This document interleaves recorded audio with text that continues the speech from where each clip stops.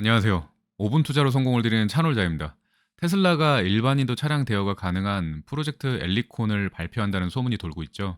이 서비스 가능할까요? 결론부터 말씀드릴게요. 불가능합니다. 구독자분들은 아시겠지만 저는 테슬라를 긍정적으로 보고 있습니다. 제가 차량 렌탈 사업을 하고 있죠. 이 분야에서만큼은 제가 이해도가 많아요. 테슬라 차주분들은 부수입에 대한 기대감으로 엘리콘 서비스를 기다리는 분들이 많을 거예요. 예전에 일론 머스크가 자율주행이 완성되면 차량이 놀고 있는 시간에도 돈을 벌 수 있다라고 이야기는 했지만 저는 여기에 다소 회의적입니다. 한국 사람들은 집, 차 이런 것에 대한 소유욕이 있어요. 특히 차에는 남과 공유하기 싫어하고 내 것이라는 욕구가 반영되어 있죠. 즉 소유욕이 강한 물건일수록 애증이 섞여서 리스크가 크게 보이므로 쉽게 시도하지 못하실 겁니다. 차량 임대업을 해보면 많은 이벤트가 생겨요. 교통사고, 실내 파손, 음식물이나 흡연 등 예상보단 사건이 많고요.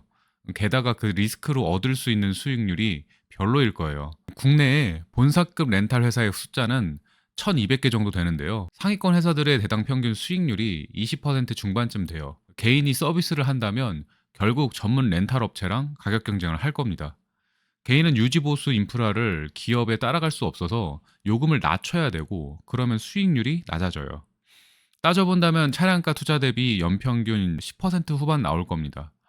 아까 말씀드린 리스크 대비 10% 수익률을 얻는 건 매력적이지 않을 거예요. 개인이 테슬라 차량을 돌리면 추가 수익원이 월 뭐 몇백씩 될 거다라는 분석 정보도 있던데 그렇게는 힘듭니다. 시장은 그렇게 돌아가지 않아요. 뭐 처음엔 돈이 되겠죠. 공급에 비해 수요가 부족하니까요. 그러나 시간이 지나면서 참여하는 개인도 업체도 늘어나고 점점 객단가는 낮아질 거예요. 손실 리스크, 수익률에 대해서만 말씀드렸고 제도적인 한계도 있겠죠. 보험부터 들까요? 당연히 개인 보험으론 불가능합니다. 차량 명의자로 보험을 처리하기 때문에 사고 시 명의자에게 할증이 됩니다. 그게 개인이든 사업체든 똑같아요. 해결 방안은 있는데 테슬라가 주체가 되어서 테슬라가 보험도 하면 됩니다. 테슬라도 좋을 거예요. 보험 가입자도 자연스럽게 늘어나고 수익 구조도 좋아지겠죠. 한마디로 테슬라를 구매하면 덤으로 자동차 보험도 저렴해. 그러니까 이거 써. 이게 되는 겁니다. 이어서 말하면 아직 한국에서는 돈을 받고 타인에게 차량을 대여해주는 일이 합법이 아니에요.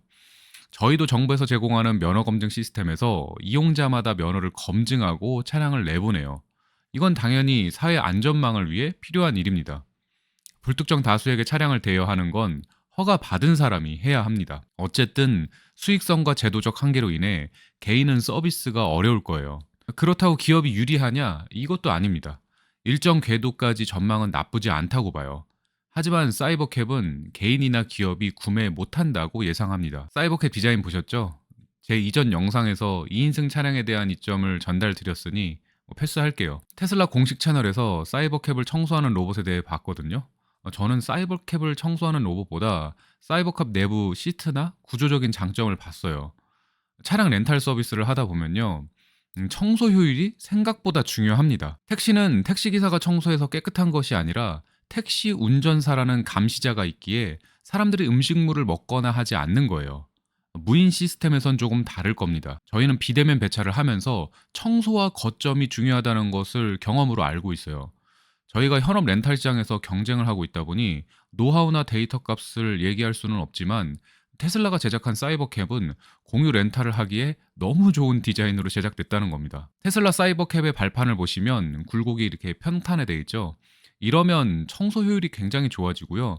시트도 굴곡을 없애고 차량 도어도 저렇게 열리면 승하차 시도 좋겠지만 청소하기도 좋습니다. 이걸 다 염두에 두고 테슬라가 공유 차량 전용으로 사이버캡 모델을 설계한 것 같아요. 어쨌든 테슬라가 이 사이버캡은 개인과 기업들에게 팔지 않을 것 같다는 조심스러운 예측을 저는 하고 있어요. 아마 테슬라가 직접 현지 렌탈 법인을 운영하거나 다른 업체가 종속되어 운영하는 방식이 아닐까 생각합니다. 얼마 전 어피니티가 SK랑 롯데렌터카 둘 다 흡수했잖아요.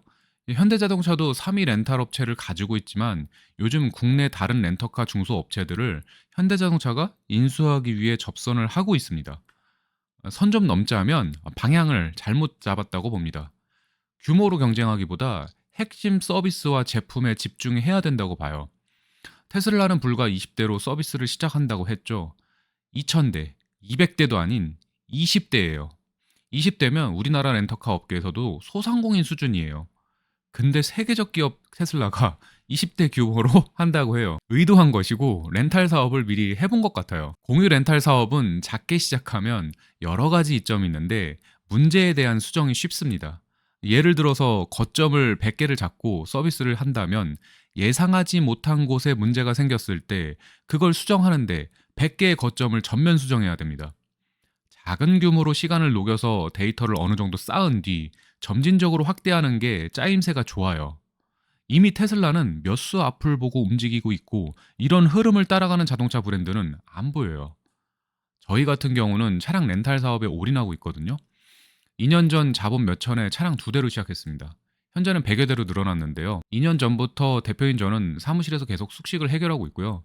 업계에서만큼은 그래도 좋은 방향을 잘 잡고 있다고 생각합니다. 제가 느끼는 시장 상황과 트렌드가 우리 구독자분들에게 전달되어서 저희와 같이 좋은 결과로 이어졌으면 합니다. 이만 마치고요. 다음에도 도움이 되는 정보로 찾아뵐게요. 감사합니다.